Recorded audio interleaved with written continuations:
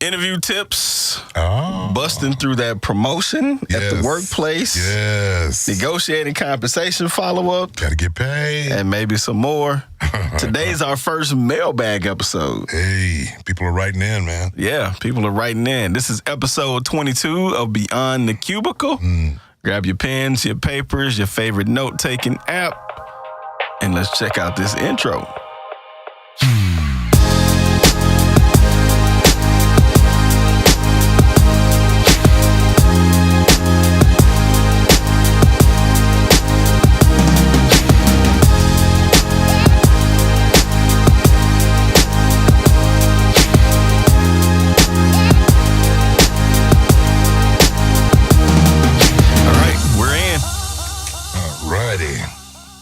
Go through the normal housekeeping stuff, social media, Facebook, Twitter, Instagram, at This Is BTC.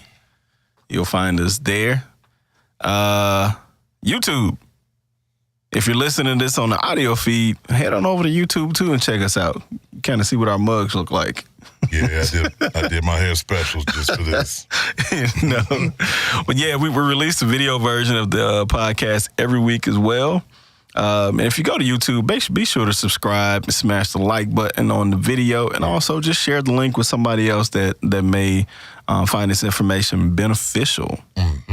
If you're listening on Apple Podcasts, please rate and review us. It helps other people find us on the platform. Thank you.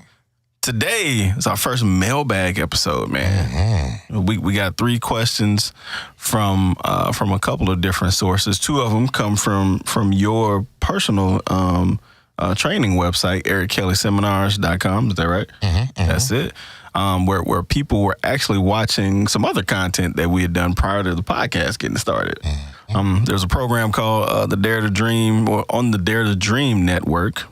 Working the Dream. Called Working the Dream. Written by Eric Kelly and myself. Performed by Eric Kelly. And it aired last year. 12, very blessed. Yeah, man. 12 episodes. Very, very good project. Well, actually, we'll work on figuring out how to get those episodes kind of up on one of our channels or platforms here soon, so you guys can check it out. The other question comes from one of our loyal listeners. That has a question about, some follow-up on our negotiating compensation episode, and just a general job question. So, how about we just dive straight into it, man? Let's go for it. All right. So the first email comes from Naomi Ross, and the subject is interview resources. Good morning, Mr. Kelly. I've been trying to find some resources to help me with answering some interview questions. I'm a new graduate family nurse practitioner, which already puts me at a major disadvantage. I'm curious there. And have had a few interviews, and I believe I've not landed a position because I've not performed well in the interviews. I was wondering if you have any resources you can recommend specifically on answering behavioral questions. One of my problems is thinking of specific situations that I've come across in my career to use as examples in the interview. And I don't want to lie or make up experiences. Good practice. I tend to get along with everyone and don't really have conflicts at work. And so I don't have examples to use on questions such as, how do you deal with difficult people, or how do you handle conflict? Thank you in advance for any suggestions you can give me. Naomi. Awesome, Naomi. First of all, congratulations on where you are. Absolutely. At the beginning of your career. Don't sell yourself short. You have put in some hard work. To get where you're at. Yep. So you've done the first step of what you need to do, and I could kind of tell a little bit from the tone of the letter. It sounds like a little bit that you're a person of faith. So Trust me, you're going down the right path. Be encouraged. You're in the right spot. Now, a couple of quick questions. When you are a couple of quick tips. When you are new, starting off, you don't have the years of experience, but you have had some life experience. So that's what you're going to draw on. Now, let me give you some heads up about the interviewer. And I think this goes for all of us, man, no matter where we are. The interviewer is simply trying to find several things. First of all, they want to know, are you knowledgeable in your field? Are you trainable? Because I don't care how much you have learned, you're going to have to get trained in the system that you're going to work in. Absolutely. So if you're knowledgeable and you're trainable, and the third thing they want to know is, are you a good fit for their organization? And that's where they're going to be feeling out your personality. If you're on time, they're going to look at how you dress, the image and managing perception that we do all the time. Yes, sir. That's where they're going to go with that one. So when you're coming in and you want to make that good impression, that is aces to an interviewer. And those questions they're asking you, what do you do when you're dealing with difficult people? Well, you haven't done it on the job yet, but in your life you have. Yes. So we're going to answer it that way. And they want to know, are you going to start mess in the workplace? Right. You look like you're smart, you dress well, but we have some other crazy people that look like they're smart and dress well too. Yeah. And we like to flush them out the window. So they want to know ahead of time, how are you and what class you're going to fall in. Yeah, and I understand what the interview process is for. Yeah. I've never been a huge fan of it myself, especially in this current format, but it's the best that we have to try to get to know somebody in a short period of time to determine, is this person capable of performing the tasks that I need to fill? Right. And are they a good culture fit? Right. Piggybacking off of episode, was that 21, where we talked about workplace culture, right? Absolutely. Are they a good culture fit? Right. And all those things have to be kind of discerned in a 20 to 25 minute window. Right. And a piece of paper that came before you got there. Right. So that's why it's so intense. Now check this out. If I'm an interviewer, this could be really bad. Okay, now watch this. Brian, do you get along well with people? I do. Brian, do you work hard? I do, yes. Brian, are you successful dealing with conflict? Yes. Okay. I've asked you 3 questions. I have no idea what you're. So we'll go to what we call behavioral questions. And that's, Brian, tell me about the last time you dealt with conflict. And the interviewer always has a smile. Yeah. Which means if you buy that, you're stupider than anything. Right. So in Naomi's situation, if you've generally gotten along with everybody at work. Yeah. Right. Or you just shied away from the drama. Yeah. Which is a plus. That's awesome. Right. That's good. And so that could be part of your answer. What if she says, okay, thinking about school, because first of all, she's done a lot of schooling. She's had conflict. She's had all kinds of people around her. What if she came back with, I really don't settle in for a lot of emotional conflict. I pretty much ignore things and stay focused on the task. Yeah. That's probably how she got through school. And if the interviewer comes back with, well, what happens if you try to avoid it, but it just keeps pressing? This one coworker, this one manager keeps coming. And I think, to your point, that's when you go to, well, I've never had to deal with, I've generally not had to deal with a ton of conflict at work. I typically get along with all my peers and management. Right. But, just generally in dealing with difficult people throughout life, here's how I've dealt with it. Blah, blah, blah, blah, blah, blah, blah. Right? I don't take it personally. I realize that they don't know me from anybody else. And there could be so many reasons for them not liking me or causing conflict. But I don't stay there. And if you can get, as the interviewee, if you can get the interviewer to buy that you stay on task, that's big. Now, here's something that just occurred to me. How have we not done a whole episode on interviewing? We dove right into the workplace, man. We went straight for everybody making bank. We did resumes, though. We did. All right. So, due diligence. We will do an entire episode on interviewing coming up here soon. Absolutely. Don't lie. You know what I like, though? What's that? In her letter, she said, I don't make it up. And this goes out to everybody. Guys, do not lie on an interview. Do not lie on a resume. For those people of faith, you know that whatever's coming for you, you will get. Right. But don't lie. And here's the case I ran into with a client. I want to say, maybe a couple months ago. A person said they did something on their application that they did not do. Yeah, that's kind of. And they were about to get hired. And they do a thing called background checks. and it wasn't on there. So here's a person that was hired, and they would not have been cast aside because of what they said they had done. Right. But in an attempt to embellish and making a nice piece of money. Yeah. So you're like, please tell the truth. Always. Please tell the truth. Yeah, truth will set you free. Absolutely. And will probably help you keep a good your job. wallet. You know what I'm saying? Yeah. All right. Any more suggestions for Naomi? I think Naomi's going to be fine and perfect. I would say practice a little bit. There's a couple of websites out. In fact, you could just Google behavioral questions examples. Yes.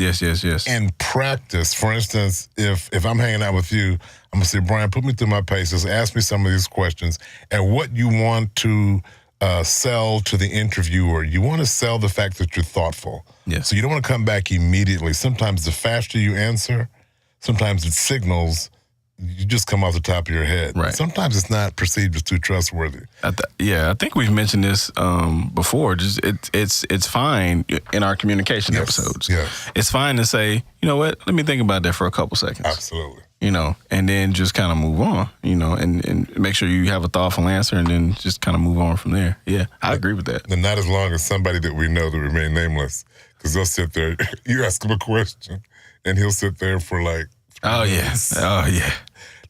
When he answers, it's brutal. Oh, it's very brutal. but that 3-minute wait, you can go ahead, get a soft drink, right. So you don't want to be that long, but you want to project an air of thoughtfulness. Right. Tell me about a conflict. Well, unless you fought somebody that day, you do have to think about it. You got to think about it. You got to think about it. So yeah, and that's what the interviewer is looking for. So get some practice. Let somebody put you through your paces. Right. That's a good thing. All right.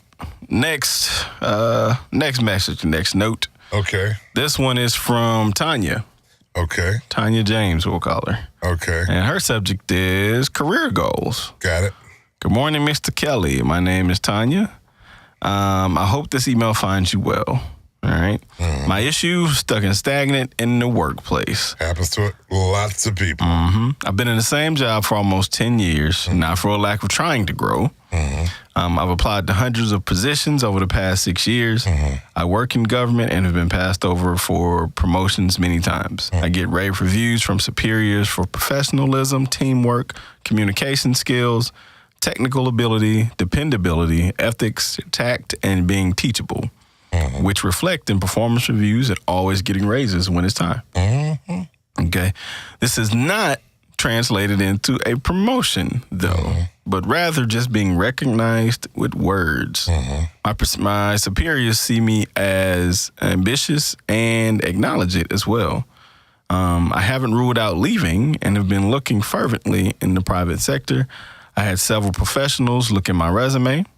I'm getting no feedback from employers anywhere. Please give me feedback when time permits. Thank you in advance for your time. So before you fire off, I kind of want to, so I think there's some general stuff some specific stuff that we can talk to her about, and also some general stuff for others who may not be in the government sector, but maybe in the, just the stuck is a lot of people. Period. That's it. That's most people. Right. So that's most people. So what are your general thoughts on? She is a bomb employee. Right.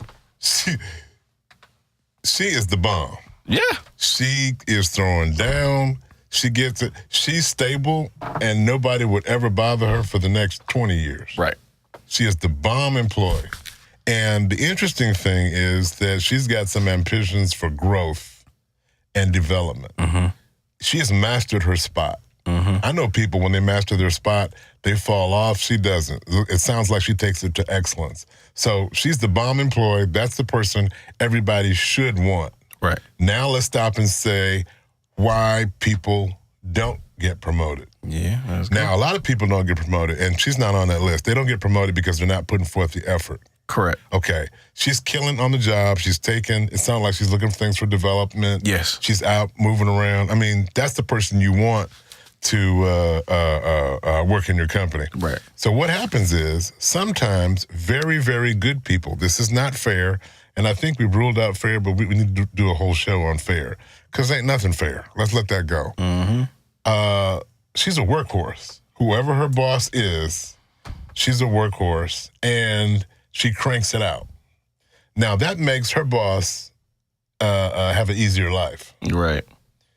I don't know, Tanya, per se, but they don't want to let you go because you're making their life easy. Right. You have made their life easier. And there are bosses that do that. Now, the twist on that, in the government sector, those salary grades, GS salary grades, those things are almost cast in stone. Yeah, promotions are typically like seniority-based, I believe. Seniority-based, they're all about structure or whatever. Yeah. In private sector, man, if you come up with $1 million idea for your company, they'll make you VP. Yeah, they'll reward you for I'll be that. like, Brian, let me come to the office, homie. Let me come visit you. Because they're going to reward what makes them money. Yes. The government does not necessarily have a bottom line. No, to adhere to. Yeah. Stock price, no matter how hard she works, it will not affect the stock price. You on the other hand, yes. Yeah.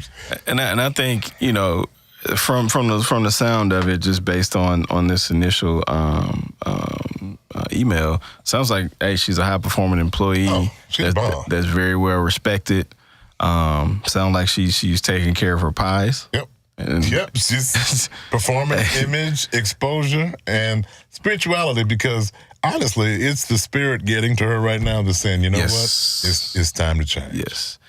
And just a quick reminder, hey, we hadn't done it in a couple episodes, but pies is P is for performance. You got to bring some to get some. I is for image. Are the folks around you comfortable with your image? Yes. E is for exposure. How many people know you and know you positively? Right. And S is for spirituality. If you don't have it, the rest of it doesn't matter. That's it, man. That's it. So, I mean, some of the things that I would kind of toss in there is it sounds like she's kind of going above and beyond her job description. Yep. We don't see her, but so image wise, I'm not sure, but it seems like she's there. Oh, yeah, absolutely. It seems like just based on the fact that her employers or her superiors respect and acknowledge her communication with them is great, and her exposure with them is great, and like you said, the spirit is already there. Yeah. It might be time to go. She's the employee that everybody wants, but it's sometimes go ahead. You're going to go there. Go ahead. Well, I don't know. You say what you're going to say because I might be going somewhere else. Sometimes change is what growth is. Oh, absolutely. Well, come on now. Change is what growth is. What's our new favorite thing about comfort zones and... There's no growth in comfort zones. That is what it is, right? Salaries only go up in industry, and this is across the board. I don't care who's listening to this, but in private sector, salaries adjusted yearly, basically cost of living or whatever that is, COLA. They give you the price of a COLA. Right.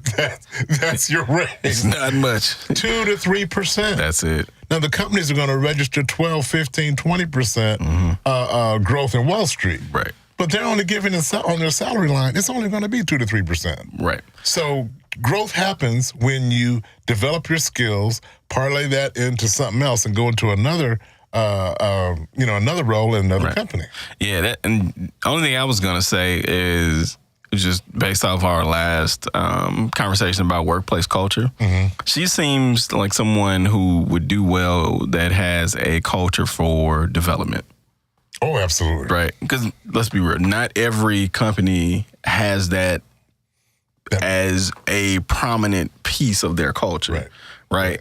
And so, just like I said last time, sometimes the culture is not right for you, and it might be time to go. Which it sounds like she's trying to do. Yeah. And then she's having some trouble just with getting out of there. So yeah. And she's been in a spot for a while. So as she asks for divine guidance and wisdom, she will be guided to the spot. I think you're spot on because she's interested in growth. Right. If she gets in an organization where growth is a part of their culture and it's not only tolerated, it's promoted, she'll take off. Right. And then just to wrap this one up, like offering tips on, we did a whole episode about resumes and just how to structure your resume, how to help you tell the proper story with your resume and things like that. So putting in some work there. She mentioned that she did have professionals look at it, so I'm kind of not sure what's happening there. But it could also be sometimes it's just time, man. Yeah, I was going to say the timing of things. Yeah. Her role, what her skill set and the position that she's going for, just the timing of the market could just not be a ton of opportunities open there. Yeah. Right. Yeah. So that could also be something. I know people get frustrated with that.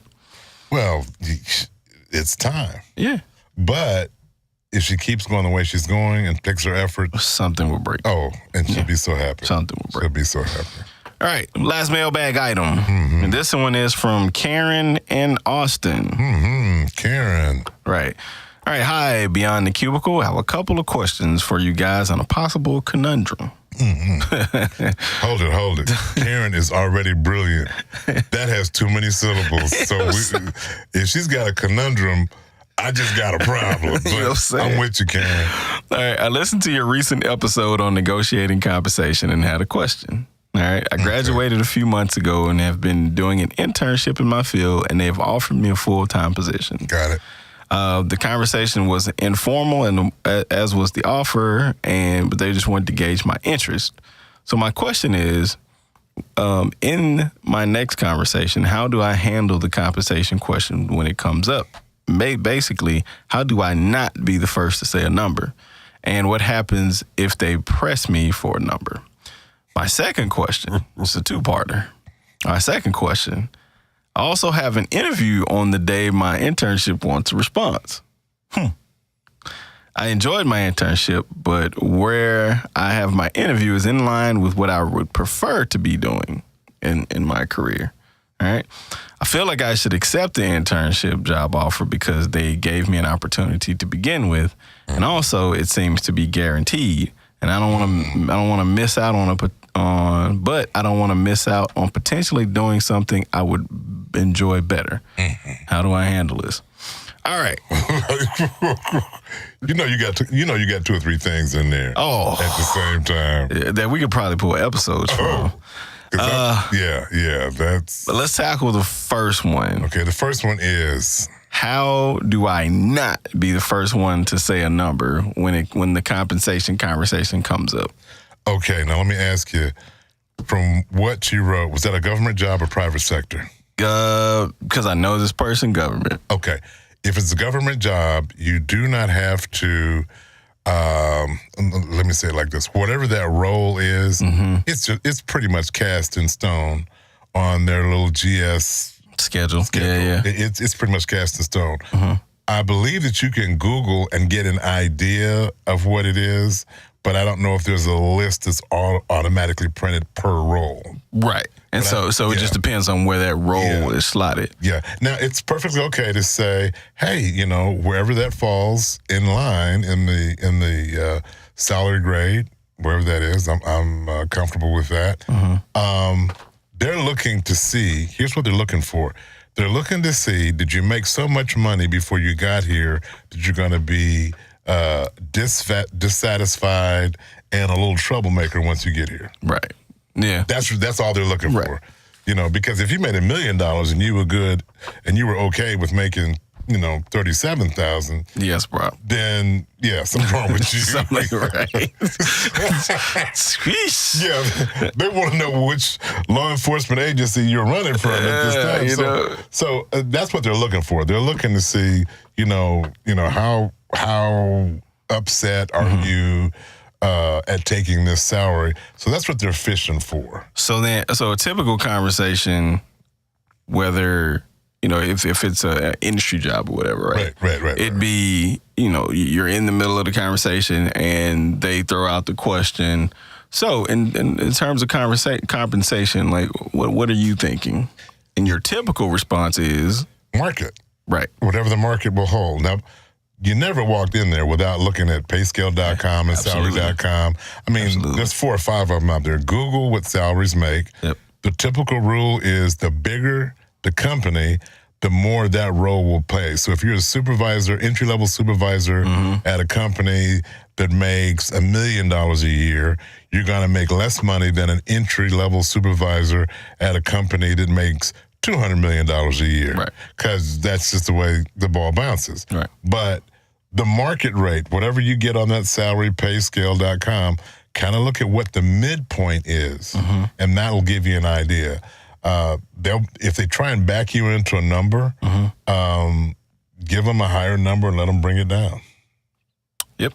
I like that strategy. Yep. All right, second part of that question. So she has an offer. It's an informal one, but it's probably pretty much guaranteed, right? And then there's an interview coming up. Okay. On the day that she needs to answer back. An interview in the field that she probably would rather be in. Yes. Okay. So, well, both are in the field. Okay. The task she would probably rather be doing on the one she's interviewing for. Okay. Right. So, and I guess this was what the conundrum referred to, right? So, yo, that's a conundrum. Yeah. If there was definition of a conundrum, right, that's it. So, what are your general thoughts on have to give an answer, but I have this interview coming up? She's gonna have to make a choice for that day. She's gonna have to make a choice for that day. My overall advice to somebody about going to work is work at something that you like. Right. Years ago, I worked for a gentleman, and because my background is in developmental, organizational development and training and whatever, and he was a senior VP, executive VP in human resources. And he said, Eric, if you stay specialized, you're going to pigeonhole yourself because the people that get the senior executive VP jobs are generalists. Right. And you're staying specialized over here. I realized I didn't like benefits. I mean, I like them when they give them to me, but I do not like negotiate what kind of medicine all y'all take and whatever. Right. You know, say, hey, do you have vision? You know, I can't do that every day. Right. And the people that do it are very, very good at it. Yeah. And even if I had the ability, it would not be a passion, which means I would suck. Yeah.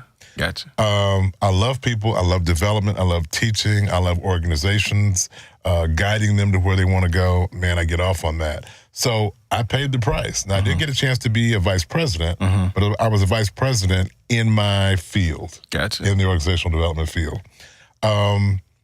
This person should make a decision. Where are you most passionate? Because you have to get up and go to work every day. And just going to work, you know, just existing, man, that right. So I think sucks. I think the issue would be you have something that seems like a guarantee, right? Yeah. Then you're going to interview. You don't know the timing of when this other place may fill their position. Yeah. You don't even know whether they're going to give you an offer after you interview. That's true. To be honest with you. That's true. You know what I'm saying? Yeah. So tell me, so generally, I would think like this, and you tell me, you tear down my logic here. I'm going to interview. And based on how I feel the interview's going, or afterwards, I'll give my answer. Oh, yeah. Right. Now, I may accept this role because I need a job. Absolutely. And I'm not sure of the timing of when this job that I'm interviewing for is going to fill their role. Now, at the end of that interview, when I close it out, I will ask, hey, when are you guys looking to fill this position so I can get a general idea? Absolutely. But in the meantime, if I need a job, that ain't free. I might accept this role. Now, here's where I need you to kind of tell me where my logic is flawed or not. But how much damage can be done if I accept this position? The job that I interview for comes back in 2 weeks, let's say, and say, hey, we really like you, want to make your offer. The offer is equal to or better than the one I accepted. And I go back to them 2 weeks after I accepted and want to leave. Okay. I'm praying now. Pray. Pray. Help us. Pray. Help us. Because this is a conundrum. Because it's a thing. It's because human emotions will be involved. Absolutely. Although we work at these jobs that none of us own. You know what I mean? Yes. Here's the challenge I have with that. I believe that God wants us to be fulfilled in our purpose. And if a particular job or particular set of things actually allow you to do more of what you feel fulfilled in doing, that's where you should be. Right. And I'm trying to turn my cynical dial down. Yeah. Because if you leave that job in 2 weeks, they will replace you, and in a year, they will forget your name. Absolutely. And but I don't think we should be flippant. I think we should be as courteous as possible. If you tell me you're leaving and this is really your passion, even though I'm upset that I now have to go find a new person, I don't even know you enough to be mad at you on a personal level. Right. And if it's one of us who understands growth and development, we're going to say, hey, good luck to you. I'm really sad to see you go. I really wish I had known this was out there. Right. But when I say I wish I had known, that wasn't for you. Right. I wish I had known, so I wouldn't have had to hire you and do the work all over again. But gas ain't free, bread's not free, rent's not free. So I think most people would understand that. And I guess that's where I was landing. Yep. Most people would understand that. I think a lot of it is in the delivery. It goes back to our conversation on communication, right? I think a lot of it is in the delivery of the message and versus the message itself. Yeah. If we go in there with a humble attitude and gracious for giving us the opportunity, but this amazing opportunity popped up that I wasn't sure that I was going to be considered for. Yes. Considerate, but not apologetic. Because in this life, you do have to go after it. You do have to seize the day, whatever the phrase is. And those other people that you're talking to, trust me, they're looking at their day. At the end of the day, it's about where are you being led to be and what's your passion. So you're going to be humble. Yep. You're going to say, hey, and you're going to be apologetic. But trust me, you do not have to feel bad about looking for a better opportunity. Yep. Because if the person you were talking to, apologizing to, if they had a better opportunity, you would be talking to a wall. Absolutely. So that's the reality of the workplace that we're in.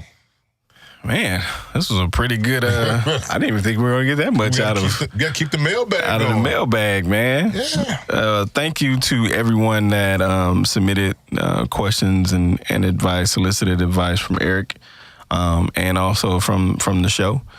We hope that you have found some of these discussions helpful. And for those who are listening, that this wasn't your particular situation, we hope that you found some of the answers and breakdown of the situations helpful as well. Absolutely. All right. So this is episode 22 of Beyond the Cubicle podcast. For Eric Kelly, I'm Brian Montgomery. See you in the next episode.